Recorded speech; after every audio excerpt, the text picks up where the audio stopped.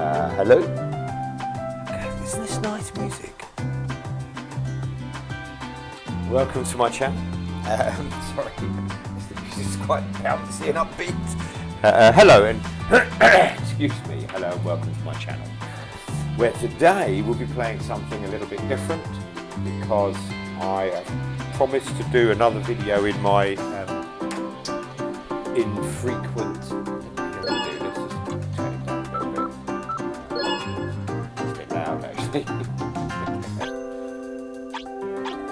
Sound. There we go. Okay. So today I thought I'd do some more in my infrequent series Switch Gems.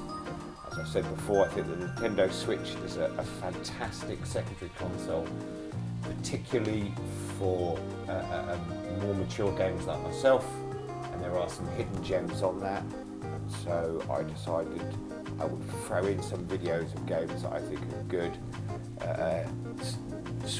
Nintendo Switch hidden gems. So today we're going to be playing a little bit of Picross, okay, and I'll explain how the game plays, how it works, and so you get a bit of an idea for yourselves if it's something maybe for you or not. So first of all, welcome to my channel. For those that are returning, welcome. It's good to see you again.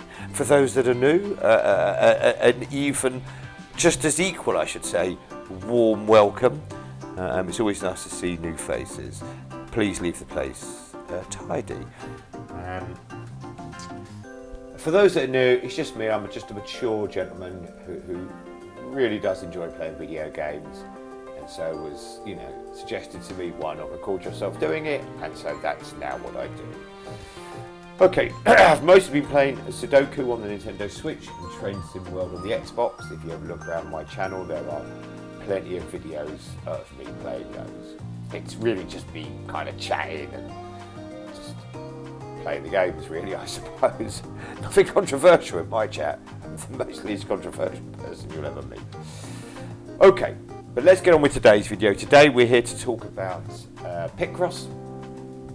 Now, there are a variety of Picross games on the Nintendo Switch. This is, as you can see, Picross S6. I'm not sure what the S stands for, but they're all called Picross S. It's made by Jupiter. Now, they make lots of other Picross games as well, including ones that are like got Sega stuff in it, or other different IPs in it. But they also have the basic games. So today, this is the one I've got. It's not the most recent one. I think 7 has just come out, but I haven't finished playing 6 yet, so I haven't gone into 7. So today I'm going to explain the basics of Picross. So we're not going to worry with Mega Picross, Color Picross, or Clip Picross, although Clip Picross is basically just normal Picross. Okay. Mega Picross and Color Picross, even if you don't play those, I don't particularly like Mega Picross. I do play Color Picross. Even if you don't play Mega Picross, this on its own has a lot of puzzles. Okay, so we have, how many puzzles have we got here? So there's 150 puzzles, obviously going from easy up to hard. Clip Picross, which is basically the same thing, has another 25, 20, 25, and these are probably, they're locked up, I just haven't unlocked them yet, so I can't see. But I'd imagine in the region of 300 puzzles once I've unlocked everything. Color Picross, yeah, that's fine. They have 30 Color Picross and so 30 Mega Picross. Oh no, there's more than that. Mega. I'm not a fan of Mega, so I don't really play it much. 150 Mega. I should give that another word of it. But here today to talk about basic Picross. Now the other thing I'd say is in each game, if you look at the extra bit here, there are bonus puzzles if you've played the previous games. So I would start by buying the first Picross game. You can see it there, and then Picross 2, 3, and so on and so forth that way. And then, you know, completing all the puzzles, because you get bonus puzzles in this game. So if you do fancy buying this, the games are fairly reasonable in the Nintendo store. Buy Picross 1 first, or the Picross unnumbered one, Picross S. Okay, so there you go, that's that. Let's find a nice simple puzzle so I can explain the basic rules. There is a tutorial, of course, but to play the tutorial you have to have bought the game, and the game may not be for you. So let's start with this. I've done these ones before, but it seems a good place to start. Okay, this is what you are faced with. I might turn this music down just a little bit, even more quieter. Oh, that's nothing. That's better. Let's fix that basically. Okay, alright. So this is what you'll be faced with. This is a smallish grid. This is a 5 by 5 grid. So there's 5 squares across the top, 5 squares across the bottom. Now, what you are... I'll tell you what else we should do otherwise. Edit options, hold on. Autocorrect mistakes off. There we go. Okay. Okay, that's important, and I'll tell you why it's important in a little while. So the basic idea of the game is it will give you a number. It's given us a 5 here at the top of this column, 2 1s there, a 5, a 1 and a 2 and a 2. And then same if we come down the side here, it's got 1s, 3 and a 1, 3, 2, 4. Okay, all right. Now the number represents the amount of blocks in that line that need to be filled in. So for instance, in this horizontal line there needs to be 3 blocks. The crux of the matter is, yeah, you don't know where those 3 blocks are. It could be there, it could be there, it could be there. And the puzzle is trying to work out what goes where. When it's got this, where it's 2 and 1, that means there's 2, then at least 1 square as a space, and then a 1. Or you could have 2 squares as a space, and then a 1. Here we've got 3 1s, well that's pretty obvious to work out. But here we've got 2 1s, so we could be 1 there and 1 there, 1 there and 1 there, 1 there and 1 there. So all these would work, but what you have to do is fill the whole box. Okay, so let's start. The easy way to fill a whole box is by taking the ones that have the max amount of numbers, 5, and sticking them in. And all I'm doing to fill those in is pressing the A button and using the joystick. I prefer using the buttons rather than the joystick, the little, you know, directional buttons on the left controller, rather than the joystick. I find the joystick a bit too floppy. Yeah.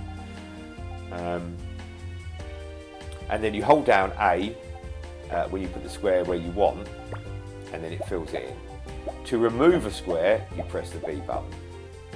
Okay, alright, so let's start with these. We've got 2 5s there. Now they have to be correct because there is 5 squares, so they have to be correct. Okay, now we also, this one which is 3 and 1, we know that it has to have 1 on its own, so we can put an X in there. Now to put an X in, you press the B. So on an empty square, not only does the B remove a block, but on an empty square it adds an X. Now the reason we know that's empty is because we know this is 1 and then 3 if we come from that side. If we come from this side, it's 3 and then 1. So if that goes there, it's not going to work because it has to be coming from the left to right, 3 and then 1. So we know this is a 1, so we can stick that in. We then know this is a 3, so that has to be all 3. Okay. Let's look at this vertical row now. So we know it starts with a 1. Well, that 1 can't be here, because if that was there, well, we've got 2 together. So let's 0 that out. Now we've got our 1, and now that only leaves 2 places for the 2. Let's look at this vertical. We know this has a 2 in it. Now, of course, we don't know if it's there or there, the extra 1. But what we do know is because this is correct, these can't have numbers in. What that's done is that's told us we've got our 2 and 1 there, and it's also, look, this needs 4, that will have to be there to give us 4. This one needs 3, so that will have to give us a 3 there, and we can bang that one empty because there's only 3 and we've got our 3. So now if we look back at this first row again, it needs a 2. So I'm going to put the 2 in there. When I put the 2 in there, we'll finish the puzzle. We've cleared it. So there's the basic instructions of how you play it. Now what I'll do is I'll pick a puzzle that's maybe a little bit bigger. Let's go for this. Doesn't really matter, does it? Let's go for this one. This is 10 by 10. Okay. Okay. So now we have a bigger puzzle. So that creates, you know, it's going to be a little bit harder to find the numbers. So I mean, the 4 here could be here. It could be here. It could be here. So we have to try and work all this out. So what I will do is I will start by looking at, if we look at this vertical row, it needs a 1 and a 4. So even if 1 was at the furthest point, no, that won't help us. Okay, so let's try this one here. This needs a 1, 2 and a 3. And the 1 would be this side. We don't know if it's here or not, but we know it's this side. So assuming the 1 was there, okay, we'd have a 1 there, let's put that in, a 2 there, space, because you need a space, don't we, between each one, and then a 3 here. So let's assume that's correct. We don't know if it is or not yet. If we started from this side, so if we take these out, if we started from this side and did 3, 2, 1, whichever way we go, we know that that's part of the 3, because if the 3 starts from here, it's 1, 2, 3 using every square. If we start this number lot from the numbers from this side, it has to include. So this square is definitely included, whichever way round those numbers start from. Wherever the gaps are, wherever they fall, this has to be a 3. That has to be one of this number 3. Now, we know that this vertical row only has 1s in it. So from that we can deduce that these 2 are going to be blank. They have to be blank because it's only got 1s in it. Now, the other one could be here, or here, or here. We don't know, but we do know that either side of this, there'll be nothing. Okay, how does that help us? Well, that helps us again because we know this horizontal row starts with a 3. We've only got 2 empty squares here, so neither of them can be part of the 3. We know this vertical row starts with a 4. And obviously we can't fit a 4 in there, so we might as well blank that out. We could fit a 1 in there, and see this row needs a 1, so we won't blank that out just yet. But let's look at this one here now. We might get something here. So if we started from here, put 1 there, and then 1, 2, 3, that would include this. But even if we came from this side again and did 3 space 1, this would be included. So we know now this would be included. Again, we know this is a 1 and a 4, this vertical row. Now, you couldn't fit 1 there because it'd be next to this one. So this has to be the 1. If you look at it, it's 4 and a 1. Look at the top there. So we can 0 that out. How does that help us? Well, that helps us a number of ways actually, yeah. Because if we look at this horizontal row again, back to this horizontal row, this needs a 3 somewhere, a 2 somewhere, and a 1 somewhere. Well, the 2 can't fit here now because that still doesn't leave enough room for our 3 because they're not separated. So the 2 and the 1 have to go in these 4 squares. For a 2 and a 1 to go into 4 squares, it would have to go this way because it's 2 first, then a 1. Remember, it's the order those numbers are shown. This vertical row we know is only 1s, so we can again, we know there's going to be an empty square near that, we just know that. So now if we look back to this row again, we know this was part of the 3. Well, to fit a 3 in there, whichever way the 3 fitted, both of these would be part of the 3. Now, the third square might be this one or this one, of course. We don't, that we've yet to determine, but we'll come back to that. This vertical row is all 1s again, so we can just do that. Now that's helped us quite a lot actually. Firstly, we know that this 3 whichever way 3 fits in here, both of these will be part of it. And we also know this square here is part of a vertical 1, so we can do that. But what it's also done is along the bottom is here, 4 has to fit in here. Well, it can't fit in either of these. There's only 3 squares left there, so it can't go there. So the 4 has to go here now. Well, now we can probably start to clear things up. So we know if we start at this right-hand side, it's vertically a 3. Well, we've got 2 already, so the only place to go to make this a 3 is there. So we can fill all those squares in. So we know they're not used for anything else. We know if we look along this row, that this is a 1 here, and also this is a 1, so this square must be empty. So we've got that, that's handy. If we look at this vertical row here, we know, look, starting from the bottom, it's a 1, then a 2, then a 1. So this must be the 1.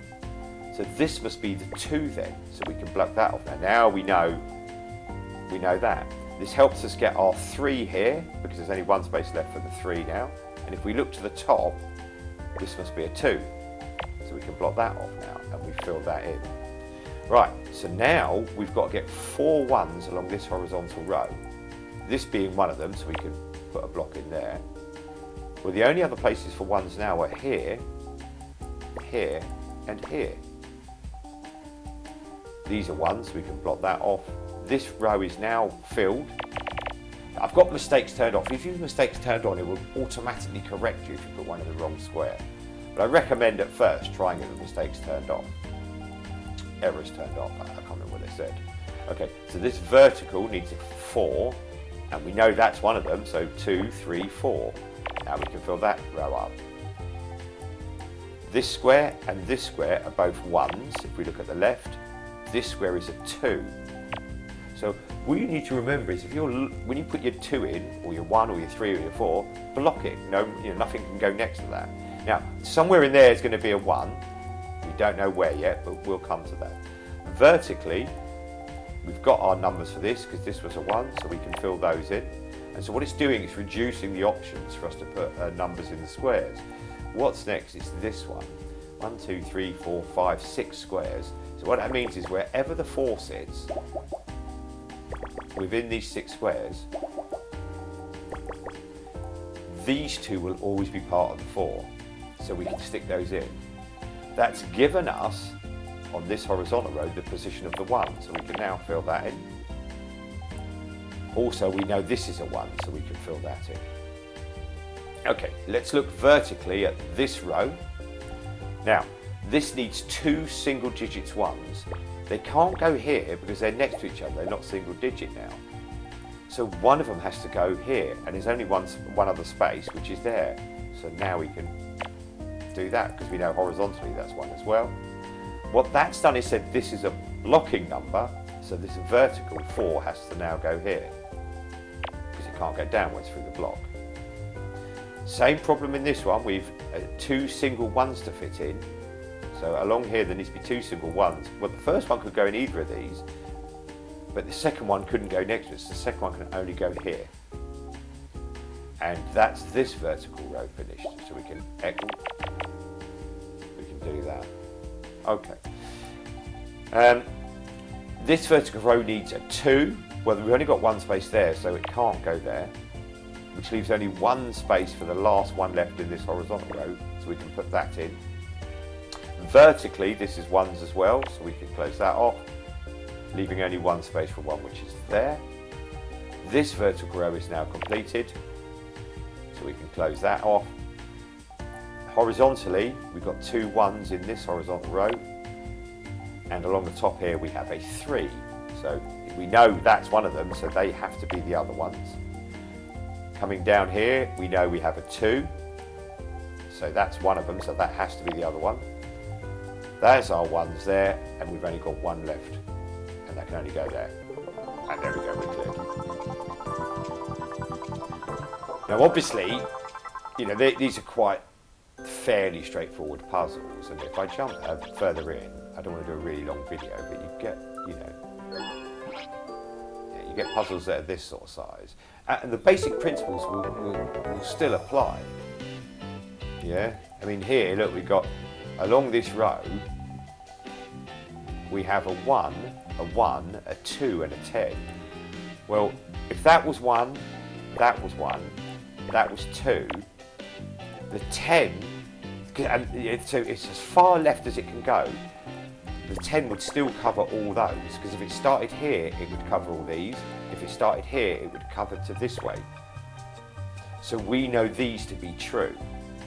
And then if you look up the top, we know that's going to be a 1. We know that's going to be... So the basic principle staying true, just obviously it takes a little bit longer. Look at this vertical row.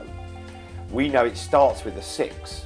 So somewhere on the bottom here starts with 6. So wherever this 6 starts, whether it's here, here, wherever it starts, yeah, this will always be included as part of the 6s. So we know that is definitely a digit, because it's, even if the 6 starts here, it's going to include that. Even if it starts here, even if it starts here, that is going to be included in the 6s. And that's what you do, it's that deduction to working out the puzzle. I'm not going to do that one, don't worry. That's more for me enjoying when I'm laying in bed at night. So there you go, it was just a quick overview of Picross. I think it's a fun little game. I do enjoy playing it quite a lot. I certainly do, because I've bought all of them so far. Let me just go into the store so we can search the price. Just to give you an idea of the price, because I can't remember.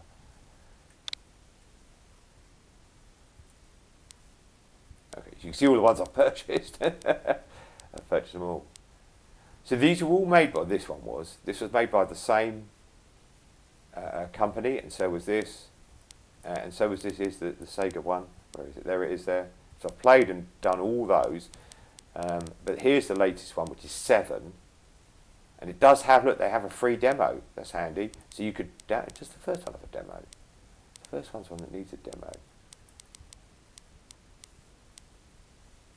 Picross says there's the first one. No, the first one doesn't. That's quite strange. So the first one doesn't have a demo.